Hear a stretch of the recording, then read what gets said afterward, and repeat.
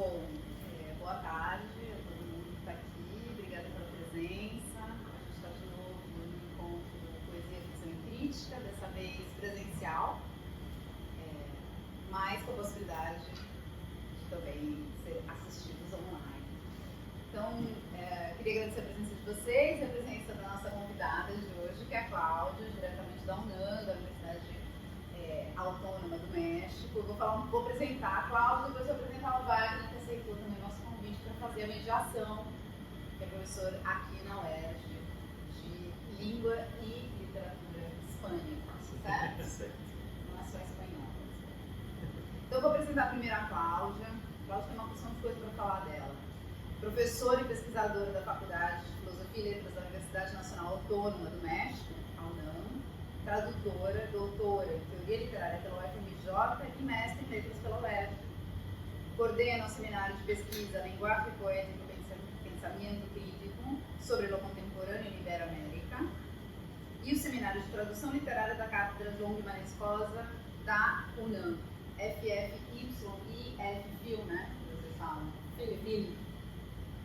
A partir do qual organizou as publicações Cuentos Nuevos e antologias O Soy 300, Soy 350, de Mário Andrade, e Pensamento e Imaginación, el Concepto de Ficción, por Luiz Costa Lima, editados pela UNAM e pela Embaixada do Brasil no México. Participa do grupo de pesquisa Mito e Modernidade da UFMG CNPq Brasil, é membro do Sistema Nacional de Investigadores no México, que é o CONICIT, SNI CONICIT, da Associação Mexicana de Tradutores Literários, ACAMETLI, e da Rede Ibero-Americana de Teoria e Estudos Literários, REDITEL, com sede na Universidade de Málaga.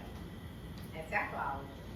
Quem vai mediar é o Wagner, que está aqui do meu lado. Também vou apresentá-lo.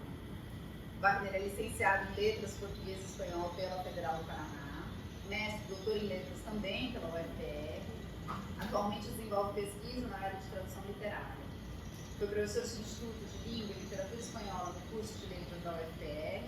Entre 2019 e 2020, foi professor adjunto alocado no Instituto de Letras e Comunicação da UFPA, Pará. Em 2019, foi professor visitante na Universidade Complutense de Madrid. Atualmente é professor de Língua e Literatura Espanhola na Universidade do Estado do Rio de Janeiro e é professor e colaborador do Programa de Letras, Língua Espanhola e Literaturas Espanhola e Hispano-Americana da USP. Faz parte do Núcleo Quevedo de Estudos Literários e Traduções do Século de Ouro da UFSC, Federal de Santa Catarina, e é membro da diretoria da Associação Brasileira de Hispanistas. Com toda essa apresentação, eu vou deixar então a Cláudia a cargo do Wagner. Boa discussão para nós.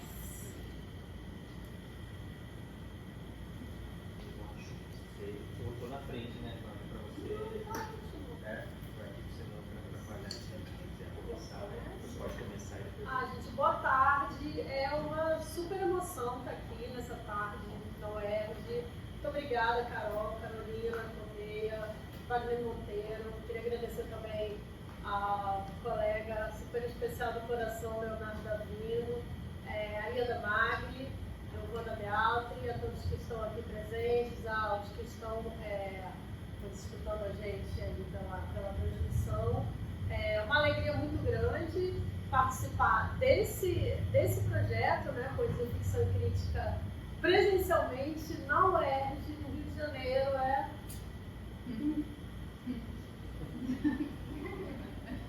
Me enche de emoção. Enfim. A UERJ é um pouco minha casa também. Eu fiz mestrado aqui, né, com a orientação do professor Luiz Costa Lima. E, enfim, estar na mesma sala aqui é muito, muito emocionante. E eu vim dividir com vocês um pouco do trabalho que eu venho desenvolvendo no México já há 12 anos, né? Essa pesquisa ela é uma pesquisa um pouco longa, digamos, né? Uma previsão aí de 3 anos. Eu estou no meio do caminho dessa pesquisa.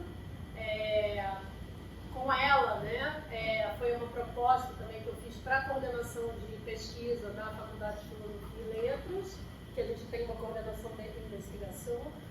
Então, estou no meio dessa pesquisa que envolve, né, poetas mexicanas e também brasileiros. Assim, aqui, no caso, eu trouxe uma pequena parte aí dessa pesquisa que eu estou chamando de poéticas de intervenção, poéticas de intervenção, que é um título aí até polêmico, né? Assim, quando eu conversei com a Ieda um pouco, a Ieda Magri, sobre essa pesquisa, que tem um artigo já que foi publicado em espanhol aqui no Brasil pela área da UFRJ, né?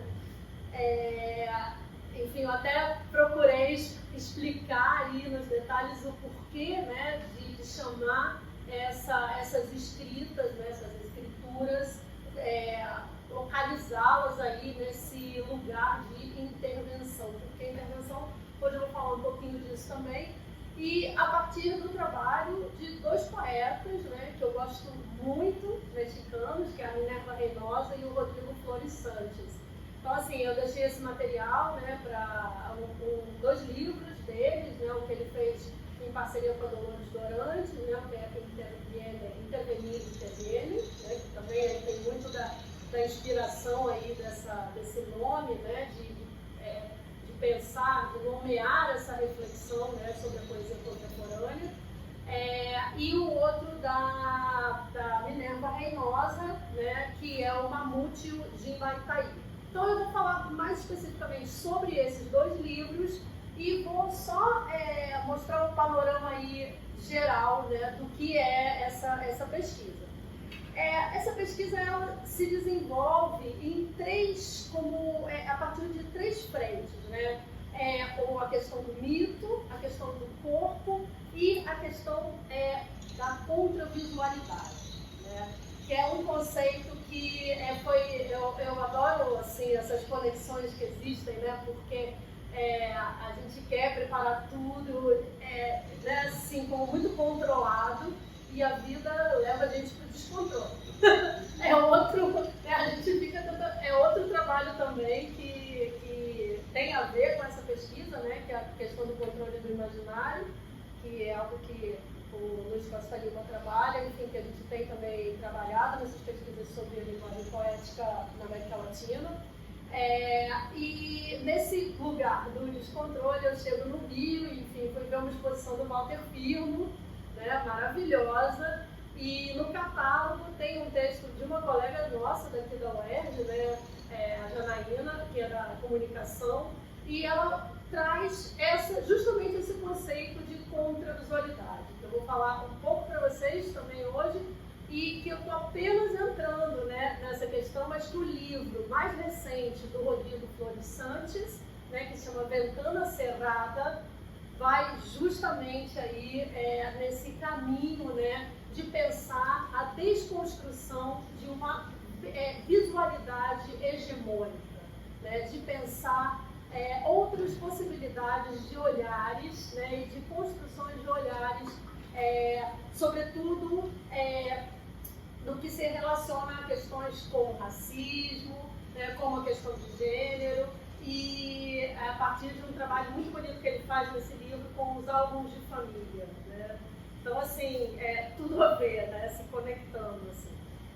Então, essa ideia, né, de intervenção que eu comecei a observar em certa produção recente da poesia do México no Brasil, né, que muitas vezes ela surge de um modo evidente, né, no corpo do poema, como nos poemas do Rodrigo Flores Santos, né, tem um livro dele que se chama Tiangues, e que a gente vê bastante marcado essa questão mesmo da intervenção textual, né, tipográfica, né, mas também ela acontece por diversos processos de composição, né, dos quais eu vou falar um pouco hoje.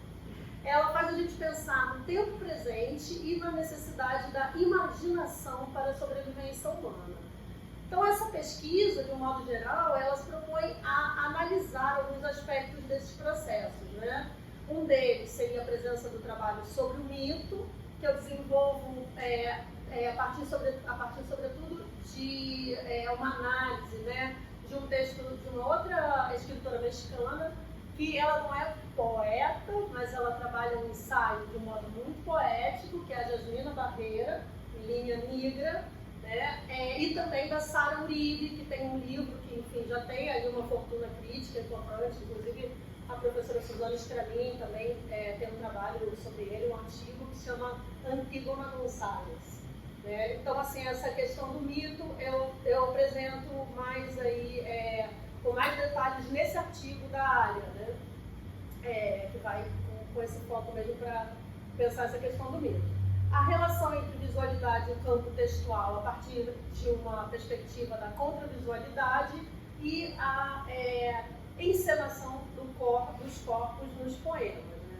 Então, assim, alguns anos atrás, né, lendo poemas de Rodrigo Flores Santos, Maricela Guerreiro, Sara Uribe, Minerva Reinosa, e ensaios também de Fábio Verbo, de Ingrid Solanas, eu pensei, e é muito lindo isso, porque foi aqui na UERJ, né, num evento que houve, que se chamou, que tem um livro, né, o Conversas em Tempo de Crise, não de greve, de crise.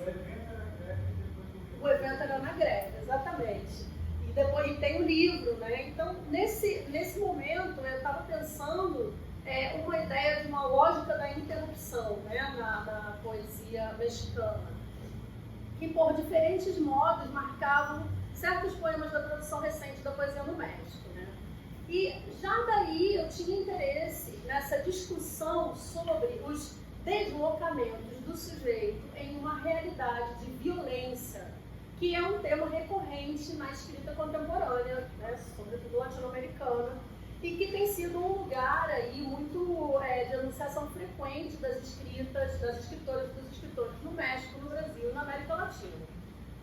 O tema da violência, do questionamento dos discursos de poder, a partir da abertura de horizontes de possibilidade, que se constroem a partir de uma linguagem que busca intervir no imaginário, é algo que podemos observar nos poemas que hoje eu trouxe para vocês. E que também nos poemas que são parte dessa pesquisa de um modo geral. Trabalhando a partir de dois eixos estruturais, né, da sociedade brasileira e mexicana, sobre obras poéticas que tematizam a violência, né, no caso do México, o narcotráfico e do racismo no Brasil, a partir de uma perspectiva contemporânea, anticolonial de gênero, eu procuro refletir sobre a presença de poéticas que, através de suas propostas de intervenção no imaginário, a partir da linguagem, questionam as noções também de literatura e de ficção. Né? Então, certos procedimentos que podemos observar nesses processos de composição dessas poéticas são os dispositivos para a gente pensar também a potência política da linguagem poética no âmbito da contemporaneidade. Eu elegi ali falar a partir da questão do mito, dessa ideia de contravisualidade e da encenação dos corpos. Pude observar que a atual produção de poesia que me interessa, né, que eu gosto de ler, assim, eu acho que também teve essa... e me custou, né, porque não foi assim, a gente chega muito como pesquisador também com essa ideia, né, de eu vou pesquisar o concretismo no México, né, um pouco aí, eu estava trabalhando na questão das vanguardas, e claro, e aí vem o descontrole da vida mesmo, né, que afortunadamente, como você disse em espanhol, né, sim, há uma relação muito forte entre a poesia hispânica, isso assim, até gostaria da gente conversar mais, Wagner, sobre isso, e o concretismo. Digamos que é o nosso lugar de potência né, no diálogo com a poesia hispano-americana. Mas não do modo como a gente chega imaginando como vai ser, né, como um estrangeiro, pesquisador estrangeira, para ver quais são aí qual é a repercussão, né, a recepção dessa vanguarda aí no mundo hispânico, né?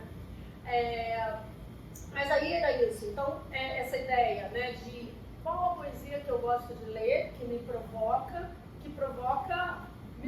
fisicamente, né? Que, assim, é isso. Senão é difícil escrever, pelo menos para mim, com com algo que não me dê essa motivação, assim, essa curiosidade, né, essa vitalidade, e que, sim, há muita poesia mexicana que provoca isso. E foi muito bom descobrir isso, né, não de início, né, digamos que o panorama também, a gente procura sempre encaixar os paradigmas que a gente tem, né, no outro lugar, e também isso vai sendo desconstruído pouco a pouco, e a gente vai descobrindo, né, como chegar no que a gente gosta, né, não pelo caminho que a gente conhece, né, não necessariamente. Então, assim, essa poesia, né, que tem por foco a problemática de criar uma linguagem carregada de potência política, pensando na produção de mudanças subjetivas, né, e no compartilhar sensibilidades, aí eu falo um pouco pensando no trabalho do Jacques Rancière também, né, da divisão do sensível, né, a partir da ideia de uma escritura também, de uma escrita comunitária, né, que tem muito a ver no México com um tipo de escrita que vem ocupando cada vez mais espaço na cena da literatura, o ensaio escrito por mulheres. Então, assim, é um lugar também onde a poesia, ela está de mãos dadas, né, trazendo o poeta e o Drummond, né, para essa fala, com o ensaio. São ensaios de mulheres, assim, onde a ficção, né, ela acontece ali nesse jogo entre a escrita do ensaio, a linguagem, um ensaio escrito a partir de uma linguagem poética, né?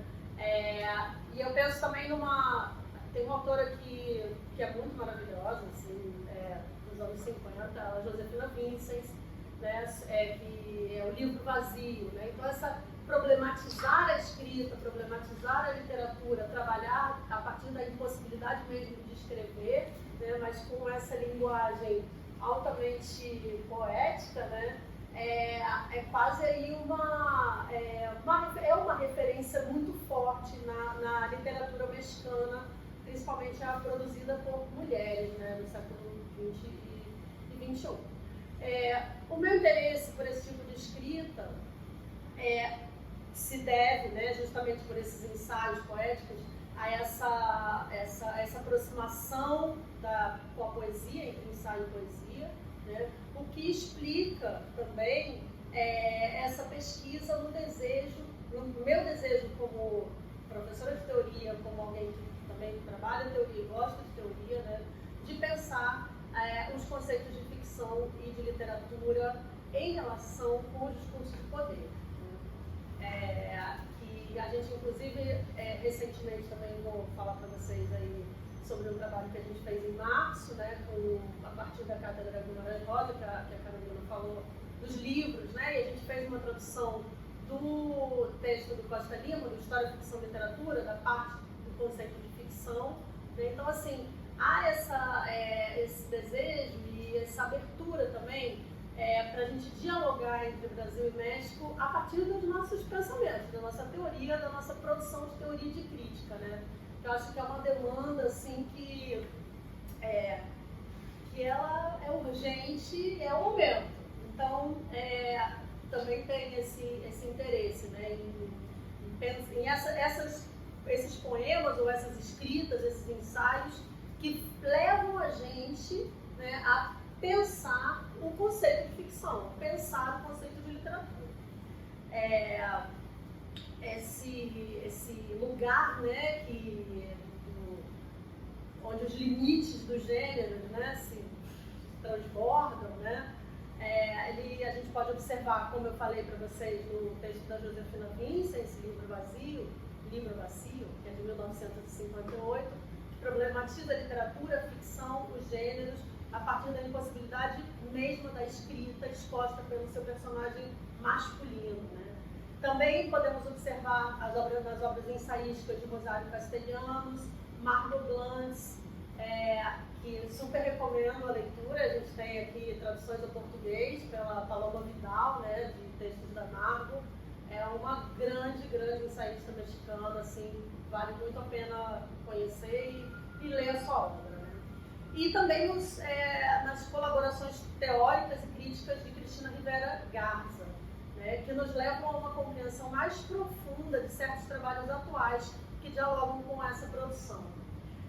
Penso nos textos como o de Jasmina Barreira, né, que eu falei para vocês, o Linha Negra, que é de 2021, Quaderno de Faros, de 2018, Ingrid Solanas, Barrio Verbo, Notas Inauditas, de 2019, Vivian Abenchunchen, né, que é uma ensaísta também mexicana, que escreveu agora o livro dela mais recente, chama Permanente Obra Negra, de 2019, Escritos para Desocupados, de 2013, que além de eles carregarem toda essa força do gênero ensaio, eles se aproximam da linguagem poética, tanto pela citação recorrente que fazem a outros poemas, como é o caso, sobretudo, de Linha Negra, mas mais ainda quando eles se concentram em condensar a linguagem, apresentando-se como com a espessura de um poema mesmo. Em Linha Negra, Jasmina Barreira conta a história da sua gravidez, né, a partir de estratégias que constrói a tentativa de abrir outros horizontes para as expectativas convencionais do que é uma gravidez. Seja da ideia romântica, né, a qual ela vai somar aí uma perspectiva mais obscura, né, mas também como a da narrativa do diálogo. Entre as estratégias para escapar do convencional está a de dialogar com os mitos, no caso da Jasmina e Linha Negra. Então, um exemplo mais, como eu tinha falado para vocês, da Sara Uribe, né, é o da Jasmina Barreira.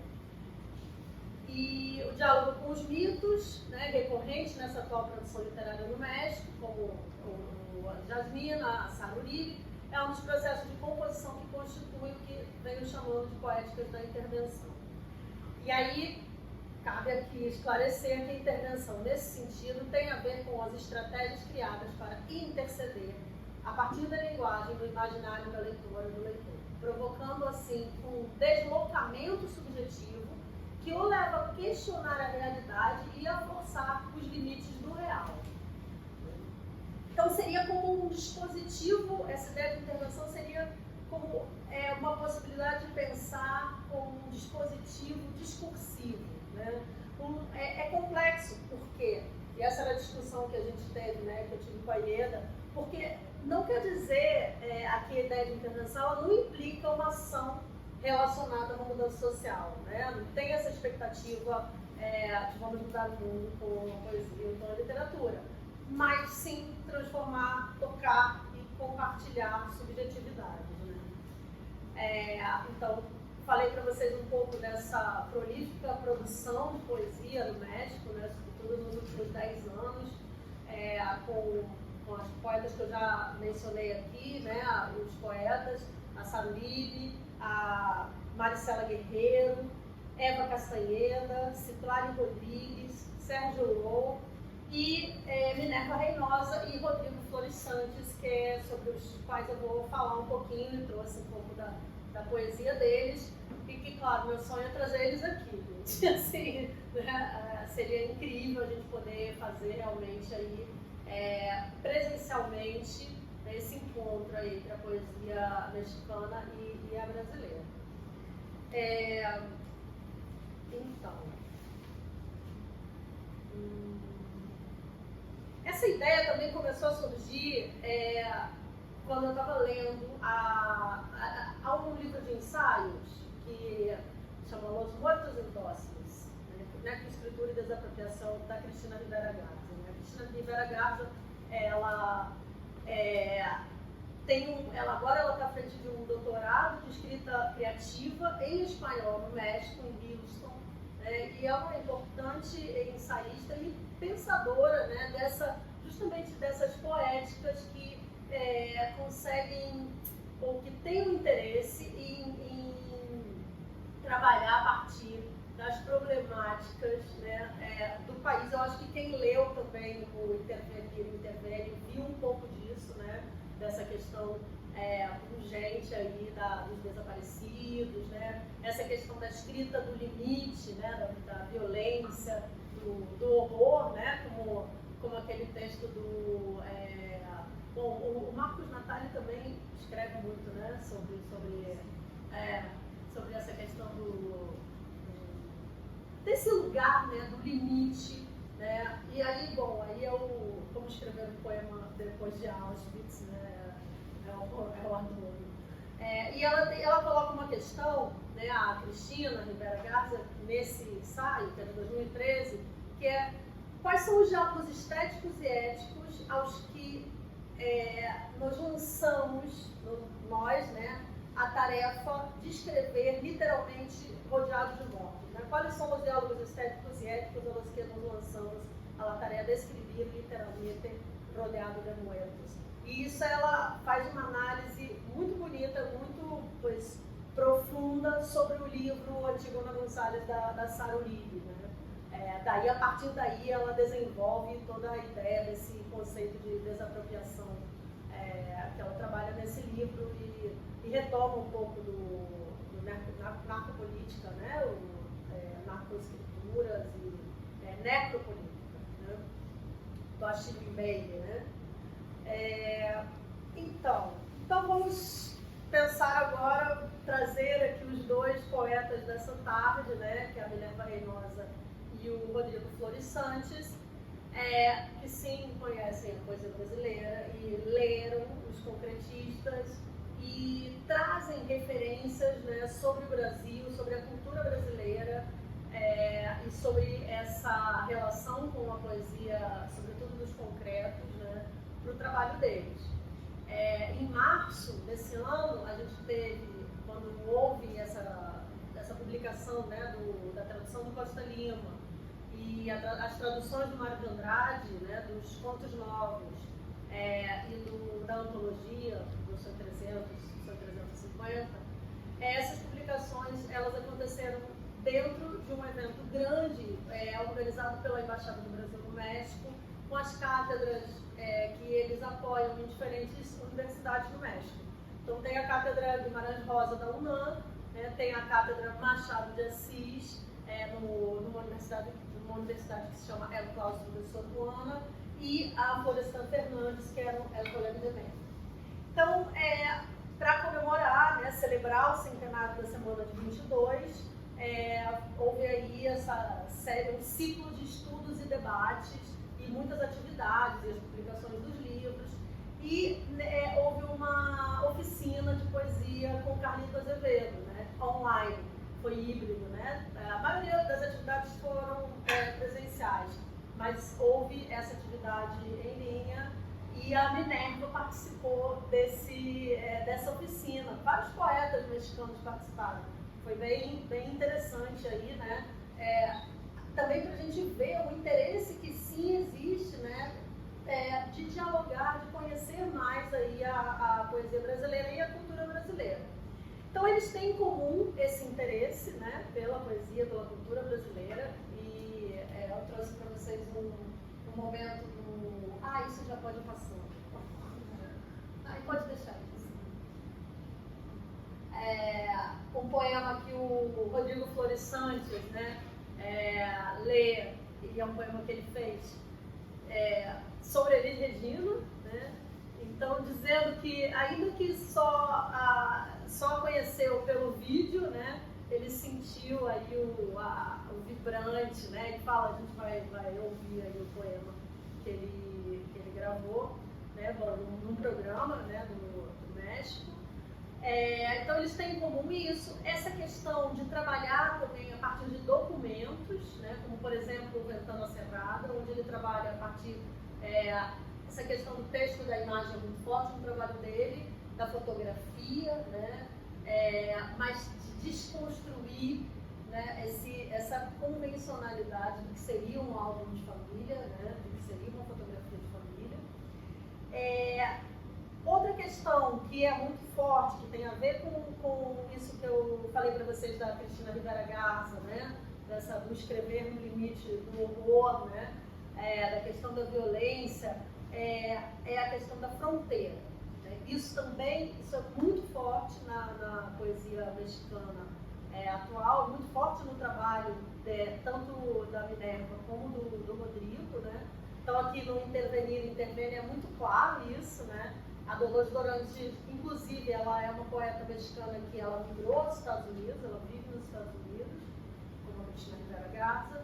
E a Minerva Reynosa, ela é de uma cidade que se chama Monterrey, né? Bom, de Nuevo León, o estado é Monterrey. E é no norte do país e é outra fronteira, né? Então, assim, a presença mesmo da fronteira o tempo todo do inglês, né? Esse lugar aí de trânsito muito forte entre o espanhol e o inglês. Essa busca também por los afueras del lenguaje, né? Isso a gente vai ver no Mamute, né? Ela fala em alguns poemas isso, né? Essa busca por paredes menos textuais, né? Como a música, a fotografia.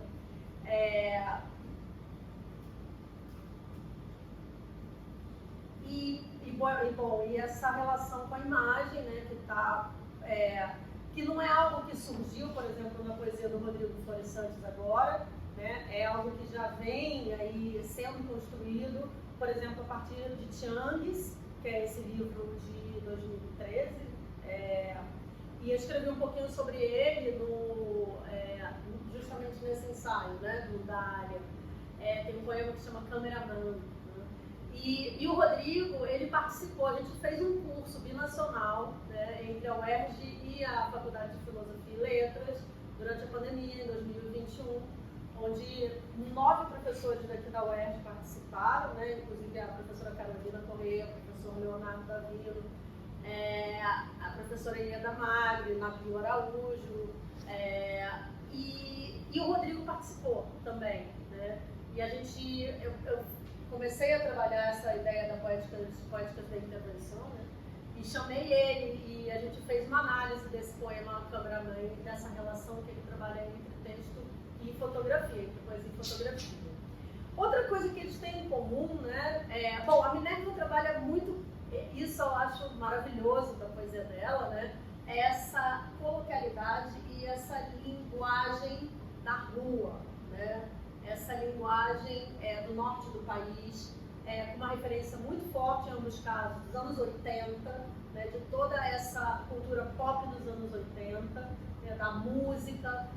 Então, por exemplo, aqui tem um livro dela, né, dos mais recentes, que é o Iremos que te pienso entre las filas y el fato pobre de un paisaje com borrachos ou ahorcados, né? É muito bonito o trabalho que ela faz entre essa escrita autobiográfica, né, da memória dela de menina, né, no norte do país, vivendo toda esse trânsito entre as culturas, né, mexicana e estadunidense, e a questão da música, né, pop também, da Silene, da morte da Silene, né? Então, assim,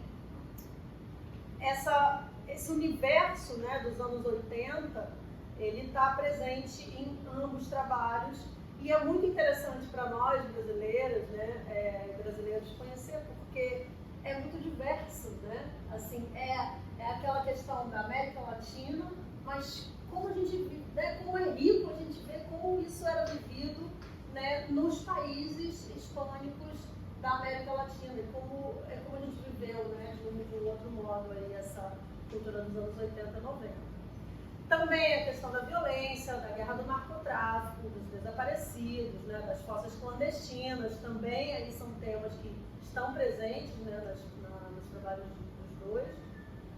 A impossibilidade da linguagem diante da violência, né, essa escrita feita de um tecido, né, que tanto está fora da linguagem textual, como eu falei para vocês, da fotografia, da música, mas também em diálogo com outros poetas, né, tanto de sua geração, como poetas por quem eles também têm admiração, né, como a gente vê muito o diálogo com a poesia chilena, né, na obra do Rodrigo Flores Santos, norte-americano, estadunidense, né. Então, essa questão da contravisualidade, né, que eu falei para vocês, desse conceito que seria aí como a terceira parte, né, dessa pesquisa que eu acho que agora ganha mais força que nunca, vendo esse trabalho do Walter Firmo, vendo o que tem sido escrito sobre, ou revisto sobre o trabalho desse importante fotógrafo brasileiro, né, isso é pensado a partir de uma ideia, esse conceito, né, de um pesquisador estadunidense que se chama Nicolás Mirzoeff, né, num livro que se chama O Direito de Olhar, de 2011. Aí ele começa a pensar essa ideia de contravisualidade, né, como uma articulação entre informação, imaginação e uma compreensão subjetiva, digamos, descondicionada do que se vê. Né? Assim, a imagem do negro que a gente cresceu vendo, né? Então, assim, a fotografia do Walter Filmo, ela traz muito isso, né? É uma outra imagem, né? É um negro, é uma Clementina de Jesus altiva, maravilhosa, empoderada. Então, assim, isso seria aí um pouco essa ideia de uma contravisualidade, pensando em como essa visualidade ela age persuasivamente na organização social. Né? Então, assim, seria aí como um ponto de questionar essas visualidades hegemônicas. Bom, vou mostrar para vocês, agora se a gente puder ir primeiro no Poesia Méxica. Bom, aqui. Esse é um site que é bem interessante, porque vocês encontram no menu, né, ele é uma organização cronológica, livros de vários poetas que se dispuseram a colocar em PDF aí suas obras, inclusive o Rodrigo Floressantes também tem, a Minerva Reynosa. E aí é muito, enfim, para conhecer mais a poesia mexicana, eu acho que é um lugar muito bom. Assim, tem uma pequena Renato Denis, que é um importante poeta, de quem Minerva também, aí, em quem Minerva tem aí como um grande mestre, né, o Renato Denis. Então, para vocês aí anotarem essa página, né, que é uma boa referência para conhecer a poesia mexicana atual e, bom, e até os anos 60, né, porque vai aí numa cronologia até os anos 60. Aí pode botar o podcast. Esse é um podcast que a Minerva Reynosa fez com uma jornalista que se chama Adriana Pacheco. Está bem interessante também para conhecer um pouco aí o trabalho dela, né? Aí tem a biografia, enfim, tudo. Essa outra escritora também mexicana bem importante, e a Mônica Nepote. Então, são podcasts com essas escritoras, né, mexicanas, e esse é o episódio onde está a Minerva. E aí, agora eu vou colocar para vocês aí, vamos colocar. É o poema do Rodrigo Floressantes sobre Elis Regina, né, na voz dele. Então, eu vou botar para a gente ouvir, depois a gente vai para o PDF para ler trechinhos do...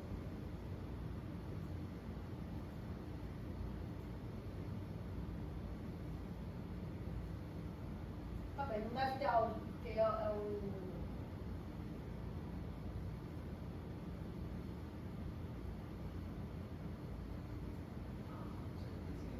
Agora sim, já deveria ter.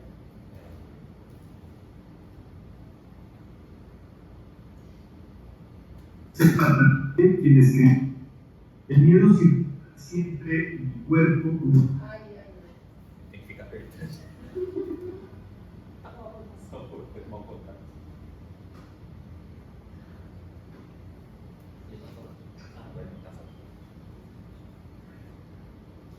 Él dice, nació un mismo día que José Watanabe, quien escribió, el miedo circulará siempre en mi cuerpo como otra sangre. Cada vez que salía al escenario, un manantial rojo le brotaba de la nariz, pero, a diferencia del peruano lacónico, ella era un torbellino. Así la juzgo por un par de videos, pero no la conozco, me disculpo, admito que no sé casi nada. Elis Regina llegó un año después de Diana Ross. 1945 fue el año del gallo y de la bomba nuclear. Pimientiña le decía a Vinicius y otros la llamaban Curazao, pero su sobrenombre más conocido fue Hélice. Su vocación era rotar. brazos como molinos y vida centrípeta tras el vértigo de los reflectores. Y así dando espirales fue expelida desde una vecindad de Porto Alegre hacia la noche bulliciosa de Copacabana. Al principio, la visca gaucha cantó un poco de todo y un tantito de nada, hasta que la televisión la regurgitó en ícono de la música popular brasileña. Medía 1,5 metros, su voz potente y grave provocaba conmociones. En Atrás da Porta, Elis llora con desconsuelo y la audiencia aplaude con fervor. A Billie Holiday le ocurrió lo mismo y Edith Piaf y a Lucha Reyes. La ética del dolor favorece la iconografía. Dediqué mi vida a cantar y no hay hombre, ni padre, ni madre, ni hijo que me saque de eso, declaró. Con Tom Jobim, farfulla con regocijo, gruñe, ríe y bala. Y en una conversación triste se burla del entrevistador y estalla en carcajadas. Tras el golpe militar tuvo la osadía de proclamar que Brasil era gobernado por gorilas. Imágenes de júbilo y aflicción. La ciclotimia provoca altibajos depresivos leves y moderados. 3 hijos, 2 matrimonios y una muerte maclara. Por favor, pensemos en la desventura de Elis, quien tenía un futuro provisorio. Pero yo no quería hablar de Elis, quiero hablar de ciertas imágenes familiares. Ahora camino de puntitas. Ella murió en el 82. Mi abuelo se fue un año después. Tal vez cantó Soneto de la Separación.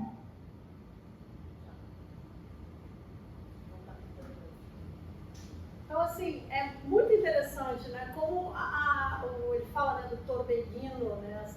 Essa emoção. E é um conhecimento da cultura brasileira, né? De uma das nossas grandes artistas, né? Elis Regina, dessa cantora que, enfim, representa tanto, né, o Brasil e como isso é bonito, né, ouvir como isso repercutiu num poeta mexicano, né. Então, agora você pode passar um pouquinho e depois a gente pode conversar mais, assim, eu vou... não, só um pouquinho, rapidinho. Eles têm mais ou menos isso, entre 40 e poucos anos, né? Essa mesma geração, por isso essa referência tão também forte aí nos anos 80 e 90, né? Ele é da Cidade do México, no Rio, e ela é de Monterrey. Mamute de Embataí é o livro que eu deixei para vocês, né? Como uma referência para a conversa de hoje, da Minerva Reynosa. Na verdade, são 2 poemas, né? E tem a apresentação, né, da Cristina Rivera Garza. Ela também tem uma relação aí forte, a Minerva Reynosa, com a Cristina, fez oficina com ela, né? Assim, tem aí uma história também de uma colaboração, enfim, de uma convivência, né?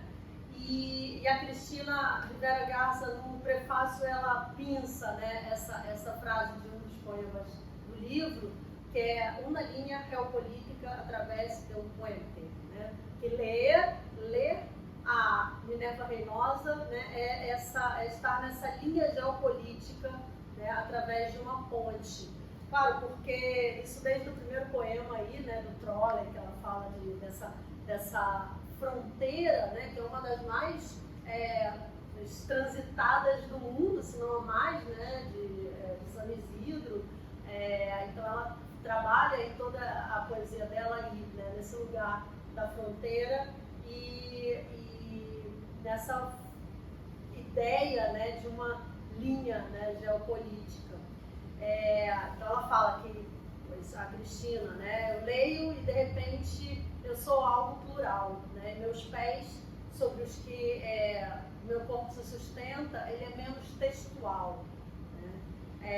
Vai cruzando essa linha que separa o imaginável do inimaginável. Ou, eu nem diria do inimaginável, mas o que eu sinto ao ler ela é do que eu ainda estou por imaginar, ou do que é passível ou tem potência para eu imaginar. Eu acho que isso é a riqueza desse diálogo, né? Como eu disse para vocês, que interessante é conhecer esse universo pop dos anos 80, essa cultura, né, dos anos 90, ou agora como tem interesse, mas como ainda é distante, né? Assim, como conhecer nos abre o horizonte para imaginar, né? É o outro, né? Assim, é o nosso grande outro, assim, mas o grande mesmo, porque temos problemáticas muito afins e temos coisas boas muito afins, né? Outro dia eu fiquei pensando muito nisso também, eu estava fazendo uma fala sobre o português no México, né?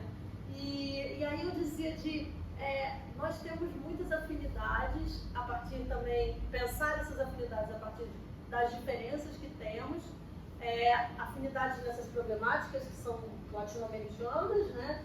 Mas a gente também tem coisas muito boas, né? Que quando a gente conhece do outro, né? Do mundo hispânico, o mundo hispânico, coisas da cultura brasileira, sai um poema, né? Assim, temos Elis Regina, né? O México tem coisas incríveis, é maravilhoso, de uma riqueza, sabe, espetacular, assim. Então, como a gente ganha, né? Em horizontes de imaginação, essa abertura, né? Ao outro, tanto na compreensão das nossas complexidades, mas como na partilha dessas coisas boas que temos, não em comum, diferentes, né? Mas que só nos enriquece, né, conhecer. Então, esse prefácio, ele é da Cristina Rivera Garza, né? Aí, se você puder botar o primeiro. Não, poema depois. Não, pra frente. Primeiro ponto. Tem lá no chat. É o seguinte. Aí. O livro começa assim, né? O mamute, né? O trolei es la limusina más larga que arroja San Diego los viernes hacia San Isidro. Né? Então, assim, como esse trabalho mesmo, o trolei como se fosse, no México chamam metrobus, né? Esse metrô pela superfície, né? É a limousine, né? A maior limousine, né? Que arroja, como digamos, que lança San Diego, né? Então, assim, essa composição, né, entre o que é muito popular, o que é muito, né, a coisa da linguagem mesmo das ruas, do povo, isso é maravilhoso, assim, isso é poesia da carne, né, do corpo, a Minerva Reynosa. Então, ela faz aí toda essa mescla, né, dessa linguagem a partir de uma composição muito culta, né? Tem uma erudição, mas ela bota para dentro os cholos, né? Os bueros e toda essa linguagem que a gente vê, né? Os bueros na poesia dela. O Jimbataí, né? Aqui está a questão mesmo de Tijuana, né? E Tijuana é um lugar que tem também uma potência muito forte de uma produção literária própria, né? Foi muito interessante conhecer, por exemplo, as livrarias de Tijuana, né? Que são livros que só tem em Tijuana, né? E que trabalham muito essa coisa da fronteira, de cruzar a fronteira, né? Como isso gera potência criativa, né, para os artistas, como é pulsante a cultura mesmo de Tijuana e alimentada dessa que é tensão, né, na fronteira, mas que é também lugar de produção aí, cultural muito forte. Pode passar. Aí é o final, né, desse primeiro poema. E essa é a parte, tipo, a seção do mamute, né? O Jimbataí, Jimbataí é uma expressão, né? Que ela quer dizer, isso ela apresenta, pode passar também, numa nota, que é essa nota. É a relação entre cavalo e cavaleiro. Ela chama dessa conexão instintiva, né? Essa sinergia entre condutor e veículo, né? E assim, isso para quem escreve, e lê poesias, é muito forte, né? Porque essa conexão entre a forma, né, e o conteúdo, né? assim, que essa dicotomia que já não cabe mais, né, se analisar a forma, o conteúdo, enfim, já vivemos aí pós-estruturalismo, mas como é importante, né, que essa sinergia, que é a linguagem, né, é a linguagem viva, né, é a linguagem que está em movimento, né, o movimento do trolley, né, como ela coloca, das ruas. Então, ela trabalha a partir dessa linguagem em movimento, né, e de uma linguagem que tem essa conexão instintiva entre quem está não digo no domínio, mas que está no comando dessa produção de linguagem e a linguagem mesma, né? Então, o Jimbataí tem essa relação, mas ela explica, né, também que esses poemas do Jimbataí derivam do trabalho que ela fez de revisão dos documentos forenses sobre o motivo da morte de quem foi o sogro dela, né, do pai do marido, né, do Benjamin, que ela tem um trabalho, assim, não vou ler a biografia de cada um deles aqui, mas deixei o material para vocês conhecerem mais com detalhes, mas ela trabalha num projeto que se chama Bernal, que é com videojogos, né, também. O marido, ele é desenhador e produtor e programador visual. Então, o Mamute, esse primeiro poema, ele foi transposto para o videojogo. Né? Isso ela explica aí também, né? Em 2015, ele foi desenhado e programado pelo artista eletrônico e desenhador interativo Benjamin Moreno, né? Que é o marido com quem ela tem essa parceria aí. Então, assim, não é que ela faça poesia eletrônica ou poesia mas é muito... E eu perguntei, como funciona, né, isso de um videojogo? Cada vez que você passa de fase, você, tipo, tem direito de ler um poema, né, no videojogo. Então tem esse fora do texto também, né, esse lugar aí da tecnologia, né, e tudo. E agora um outro livro, né, que eu deixei também para vocês, para já ir acabando, aí para a gente poder conversar um pouco, que é o do Rodrigo Flores Sanches e da Dolores Dorantes, que é o Intervenir Interviene, que é um livro bilíngue, né? Foi publicado pela Ugly Duckling em 2015,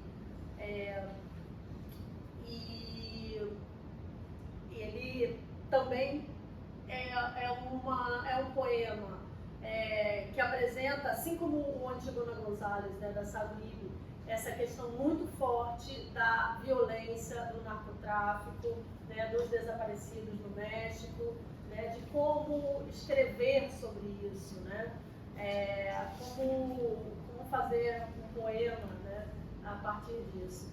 E a gente vê, né, o tempo inteiro também essa referência a um poeta argentino que se chama Héctor Vieira Temperley, né, todo o tempo aí, e essa intervenção também, né, que existe de um poema que se chama La Niña de Guatemala, que é de José Martí, que invoca tanto a uma história, né, das explosivas lutas revolucionárias pela independência na Guatemala, como também essa presença fantasmagórica de uma jovem morta antes do tempo, né, como uma referência prismática a todas as mulheres e homens guatemaltecos assassinados nas mãos do Estado. Ambas são invocações pertinentes para o México atual. Então, essa ideia, né, do intervenir, né, que está no título, a tradutora, ela tem um texto, né, que a gente encontra como prefácio do livro, Jean Hoffer, que ela, notas da tradutora, né, ela fala que a escritura do original, ela tem uma intervenção, né, pelos diferentes acontecimentos, vocabulários e relações do mundo, né, e que existe uma economia da linguagem, que ela vê como central nessa obra. O poema responde aos ditados de um mundo ditatorial, né, ele é resistência. Então, assim, também muito a ver com o que eu falei para vocês no início, né, do meu interesse por pensar essas escritas, esses poemas que, de algum modo, colocam sobre a mesa a questão da autoridade, né? Como falar dessas autoridades que calam, né? Ou dessas visualidades que não deixam ver. É isso, vou terminar aqui. Convido vocês para conhecerem mais o trabalho deles, enfim, e se puderem ler também os artigos, estou super aberta aí a gente também conversar não só hoje, mas com ideias e por e-mail e tudo. E é isso. Muito obrigada a vocês por estarem aqui.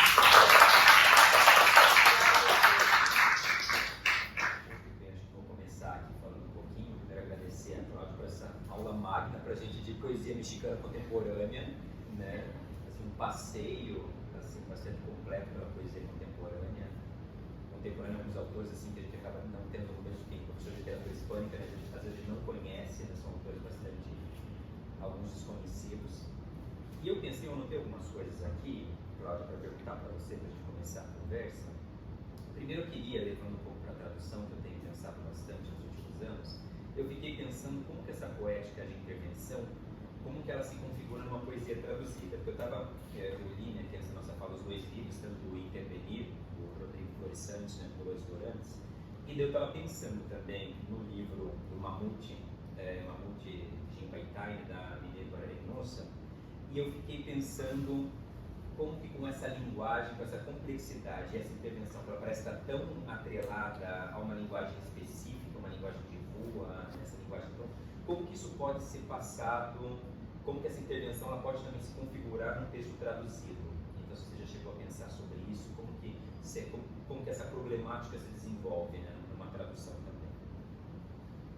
Não, ótima questão, porque assim, claro, o ideal, né, seria que a gente pudesse dialogar, né, pensar, inclusive, Brasil, América Latina, né, que fosse fluido o espanhol para a gente, a tal ponto da gente ler o espanhol, mas aí seria necessário realmente o conhecimento dessa cultura que você precisa, né, de uma pesquisa, de um estudo para chegar não somente do espanhol, né, é o espanhol mexicano e é o português brasileiro, né? E são esses lugares de potência política, de ficar pé em cada um dos dois e de como a gente interagir a partir desses lugares, né? É uma dificuldade, é como pensar, como a gente pensou durante um dos seminários de tradução, porque a gente traduziu Mário de Andrade, vai traduzir Mário de Andrade. Macunaíma. A gente começou por aí e disse, a gente tem uma tradução para o espanhol importante, né, do Héctor Olea, que eu acho que, não sei se é dos anos 80, mas já tem um tempo, mas assim, como decidir isso, né? Você vai fazer realmente uma tradução que seja um estudo e que tenha notas de rodapé a cada, né, ou você vai colocar esse coloquialismo, né? Essa linguagem da rua, na linguagem da rua, mas do Rio, que é diferente de São Paulo, que é diferente da Cidade do México, que também é o espanhol mexicano, e há as particularidades, por exemplo, do espanhol chilango, né? Da Cidade do México, ou de Monterrey, que aí já entra o inglês, como você também trabalha nessa conjugação aí do inglês. Então, assim, o ideal seria que fosse fluido, né, para a gente poder ler o espanhol e o inglês e para eles lerem o português. Não é, né? Assim, inclusive com experiências nossas, né, durante esses anos de eventos. Bom, no curso binacional com a UERJ, a gente fez um experimento, era meio da pandemia, né? E não tinha como condições de viabilizar uma tradução simultânea ou uma legenda, enfim. E a gente decidiu, vamos, os professores brasileiros vão dar suas aulas em português e os do México vão dar suas aulas em espanhol. Claro, aí a gente começa a pensar estratégias, que eu acho que seria isso que a gente teria que pensar no caso de traduções, né? Quais seriam essas estratégias? Por exemplo, no caso do curso foi, bom, tudo bem, projetamos, né, em espanhol, né, alguma parte do texto, ou todo o texto, ou como a gente faz muito, né, nos trabalhos lá, dá a conferência em português, projeto em espanhol. né, já ajuda. E tem uma discussão. Vamos falar mais devagar e tudo. Então, assim, claro, a tradução, a difusão do português da variante brasileira no México é fundamental, é um trabalho aí que é fundamental no sentido de que há muito interesse dos estudantes por vir para o Brasil, fazer intercâmbios, né? Enfim, então é importante. Mas também é importante a gente ouvir, né, tanto nós, o espanhol, o mexicano, como eles, o português brasileiro. Né? Isso esse encontro também dos dois idiomas é bem importante aí para conhecer o outro. Né? Agora, na questão da tradução, sim, eu acho que seriam estratégias de acordo a... Tentando pensar essa potencialidade da outra cultura, Exato. essa potência política. Exato. E é difícil, porque também senão você perde, ainda mais quando a gente trabalha com poesia, né? A questão do ritmo, da musicalidade, da visualidade, da forma como os poemas eles se configuram, né? Na folha mesmo, né? E o tamanho das palavras, né? Num idioma e outro. Esse encontro com o inglês, como seria isso? E aí eu acho que é um caso de... não vejo como uma regra geral. Eu acho que assim, vamos traduzir o Mamute. Como a gente traduziria o Mamute, né, hoje, em 2021, para o Rio de Janeiro? Né?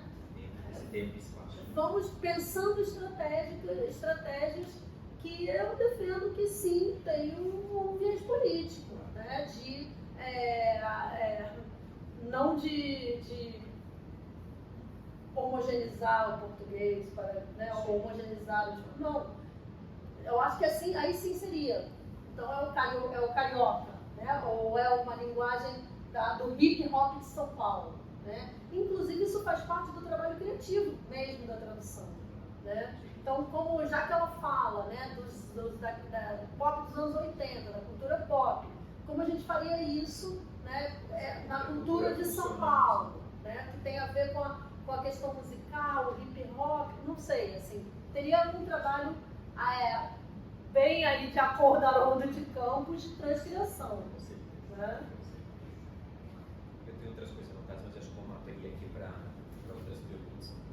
Quero perguntar algo bastante. Eu estava pensando nessa coisa da tradução, é uma pergunta que eu não tinha pensado, mas já que a conversa começou assim, eu estava pensando se, por exemplo, boa parte da literatura latino-americana do século XX,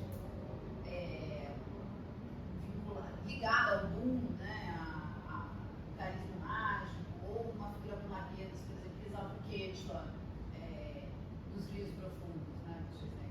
Isso, e o que se fazia ali, né, era deixar esses... O que eu estou pensando assim nessa solução que seria uma não solução, né, de deixar o estranhamento, assim. Não sei se não faz parte de uma... Se é uma estratégia poderia ser uma estratégia de tradução, uma estratégia de simplesmente repetir a mesma estratégia da língua original, né? Porque a língua original já traz o seu estranhamento, né? E talvez o português fosse mesclar o português com todas essas traduções mais simples, né? Justamente aquilo que não precisa de tradução, talvez, e deixar esses termos que são termos de estranhamento, inclusive, para um leitor mexicano, possivelmente, né? Você compra um leitor mexicano. Claro, não, tudo bem. E assim, essa questão da tradução, ela está intimamente ligada à questão da pesquisa. Né? Assim, eu fico vendo, né, o meu percurso de trabalho acadêmico na UNAM, assim, um pouco instintivamente, ele foi nesse sentido, porque assim, a gente trabalha num seminário de tradução e num seminário de pesquisa. Né? E as traduções, elas foram a do Costa Lima Mais, né? Ela nasceu do seminário de pesquisa, de uma demanda pedagógica, didática. Precisamos, como pensa o Brasil, o conceito de tradução, de ficção, desculpa. Então, assim, é um trabalho em conjunto, e eu acho que tem a ver, né, com o que a Carolina está colocando, porque também essa leitura que ela te provoca a pesquisa, o que é trolling. Pra gente é muito difícil, né, até assim, vou buscar o que é trolling. Assim, claro, você vai, é difícil uma tradução dessa ela ter um cunho aí comercial, né, de não sei quantas. Mas a gente está falando, né, de um âmbito mais realmente de interessados na poesia latino-americana e que manter, sim, essas estranhezas e que a pesquisa ela esteja aí junto, ela tem tudo a ver, né?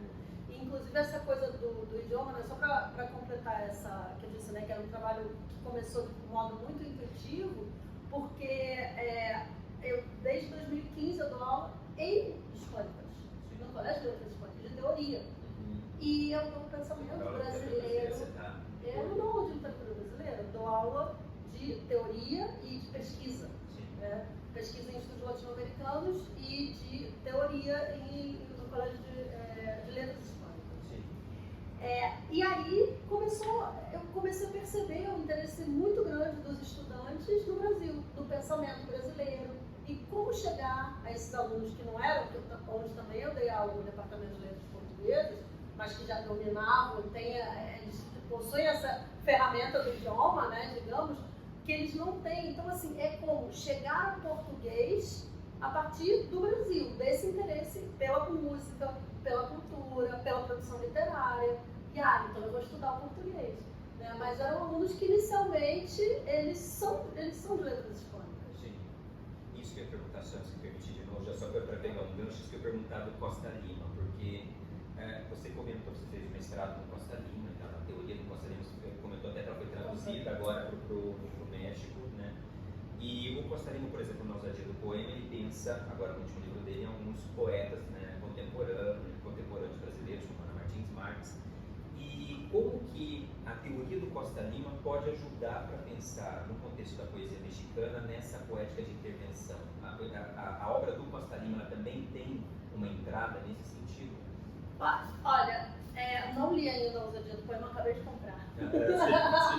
Sim. Temos uma questão aí também de mercado, difícil ter a bibliografia e por isso mesmo a tradução da Costa Lima. Temos que vir ao Brasil e tá bom, também. Pra cá, né? Entendi. Bom, lá no México mais ainda. Por isso o projeto, né, e a ideia e a vontade de traduzi-lo, porque, assim, realmente, gente, precisamos. Tem um texto dele em espanhol, que é bem interessante, foi um livro organizado pelo professor Sérgio Gaudi. Sérgio Gaudi é do Colégio de México, e ele foi durante muito tempo coordenador do Colégio de Estudos Latino-Americanos na Faculdade de Filosofia e Letras. E ele organizou ensaios, né, no âmbito latino-americano sobre teoria, e aí tem um texto do Costa Lima, Mimesis e Controle do Imaginário, que é bem didático, assim, para o mundo hispânico, que, né, não há muitas traduções ao espanhol, tem mais no alemão, no inglês, né? Mas então, assim, por isso essa vontade de vamos traduzir o Costa Lima. Gostaria de que isso tivesse sido feito com o livro inteiro, história, ficção e literatura, mas enfim, a demanda maior, né? Mas pensando, como a sua pergunta, né? O que eu tenho pensado muito, né, da obra do Costa Lima, que se relaciona a essa questão, né, das poéticas de intervenção, é a questão do controle do imaginário. Né? Porque ela está diretamente ligada com pensar uma linguagem que coloca em xeque a autoridade, ou a questão do poder, ou a convenção, ou os lugares fixos, né, aos quais aí sempre... Então, assim, a imaginação, né? Então, inclusive, a gente agora, há pouco tempo, tem o novo número da Matraca, que eu vou fazer a publicidade.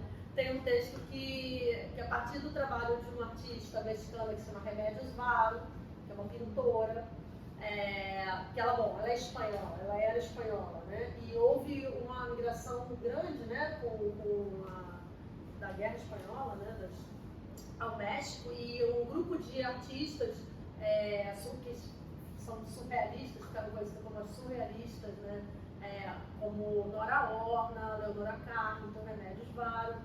E Remédios Varo e Eleonora Carrington, elas também escreviam, né? Tinha essa relação entre o texto e a pintura e as artes visuais.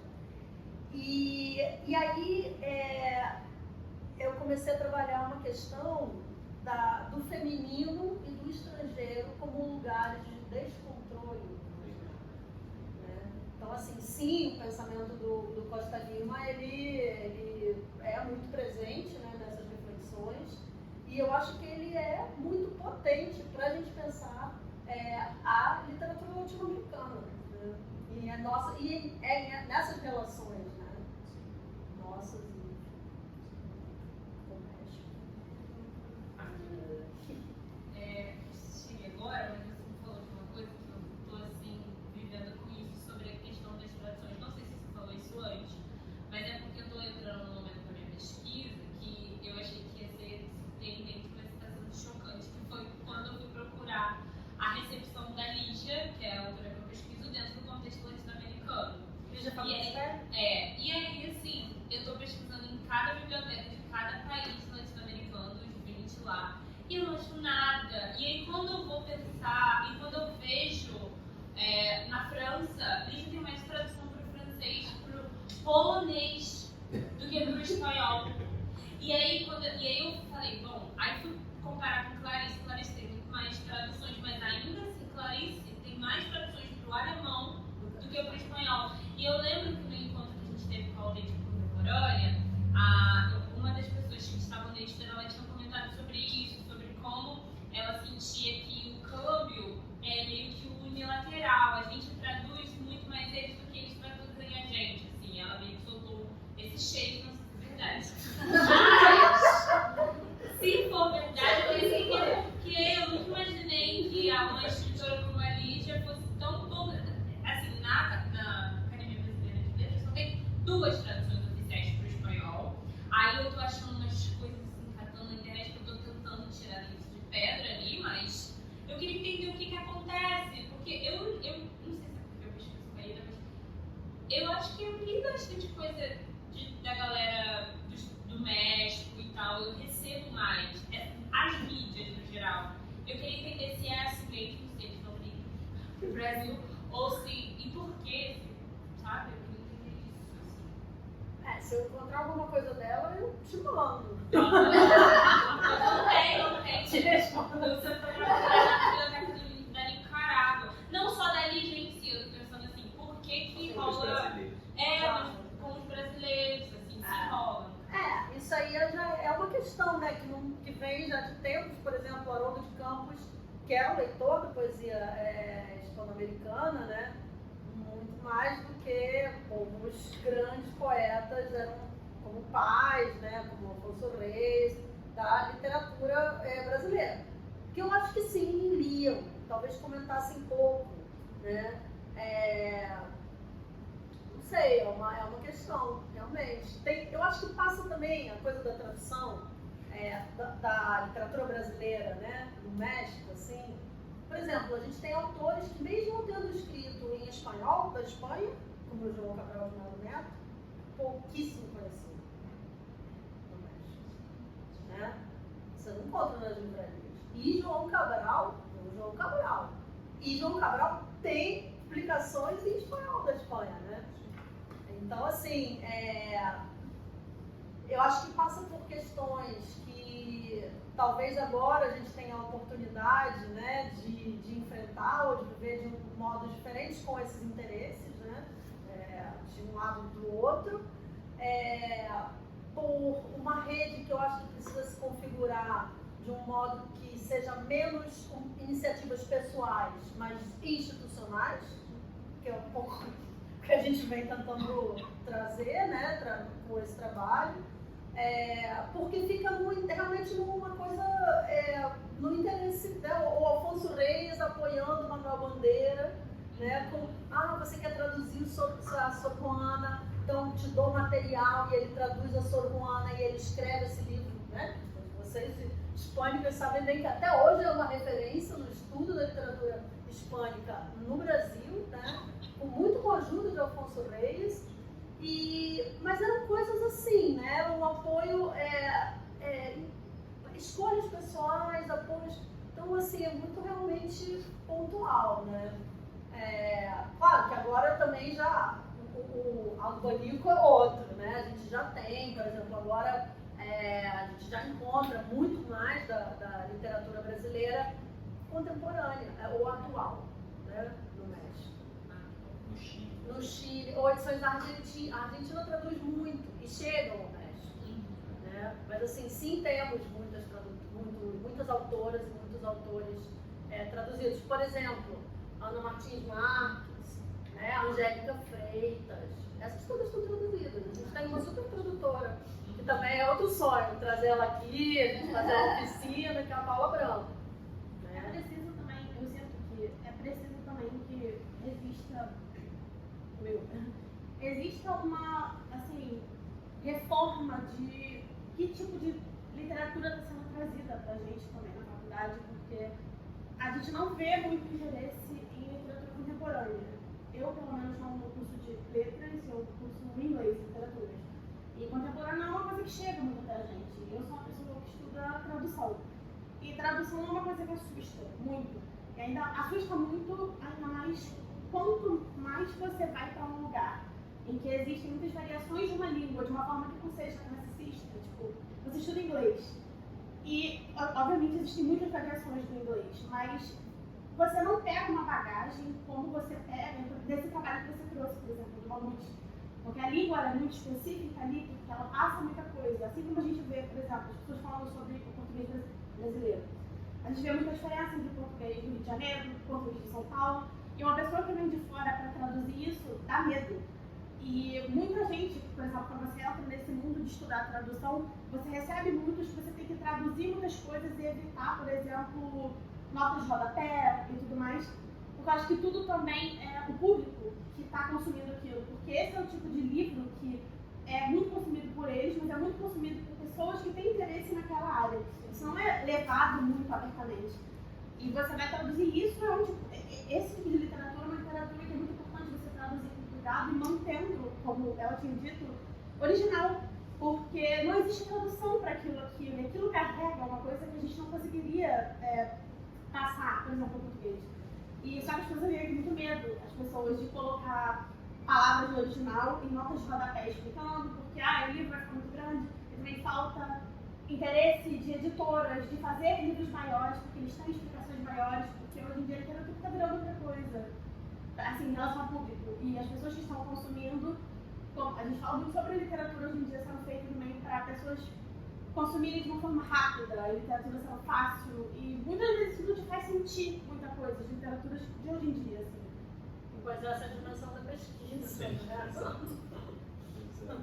Que eu acho que é a dimensão da curiosidade humana, né? Assim, claro que é muito difícil, né, para mim, como você me propõe, eu traduzir o livro da Minerva, eu conseguir traduzir essa tensão que existe, por exemplo, numa fronteira dessas, né? Mas como capturar isso, né? E de algum modo manter, né, a partir desses estranhamentos, como a Carolina, né, mencionou, algo dessa tensão. Né? O caráter estrangeirizante, como o Bergman diz, né? Você tentar fugir de uma tradução etnocêntrica e não domesticá-la e transformar esse texto em algo que mantém o caráter estrangeiro. É indomesticável, né? Um texto de Minerva Velosa é indomesticável. E é maravilhoso. E como trazer essa indisciplina, né, que é tão potente, que, né, é isso, essa poesia que, né, Que o leitor brasileiro também possa sentir. Que o leitor brasileiro também possa sentir. Sim. Mas também concordo que são questões também do mercado, né? Mas nem lá, né, gente? Assim, a poesia, o público ele é mais reduzido, né? Assim, não é uma coisa não é um grande mercado editorial mesmo, né? Porque acaba sendo uma área muito específica, né? Editoras Para independentes. pessoas que têm interesse mesmo nisso, em literatura hispânica, são nichos, né, que vão sendo criados. Agora, olha, ele também, mas ela tem traduções pro russo, pro finlandês, assim, ela tem muitas traduções. Seria o caso também de ver como essa questão se resolveu ou não se resolveu, né? Como não resolver essa questão no português, né? Esse